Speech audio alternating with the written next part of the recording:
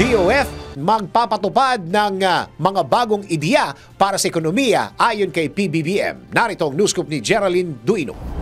Tiniyak ni Pangulong Ferdinand Marcos Jr. na magpapatupad ang Department of Finance ng mga bagong ideya sa ilalim ng pamumuno ni Secretary Ralph Recto. Ayon kay Pangulong Marcos, kumpiyansa siyang makakaisip si Secretary Recto ng mga bagong ideya na kinakailangan upang umunlad ang ekonomiya ng bansa.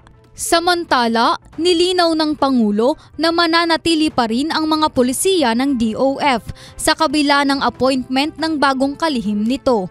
Matatanda ang nanumpa si Secretary Recto bilang bagong Finance Chief nitong Biyernes, January 12, kapalit ni dating Finance Secretary Benjamin Diokno. Para sa News Scoop, ako si Geraldine Duino, nagbabalita ng tama, naglilingkod ng tama.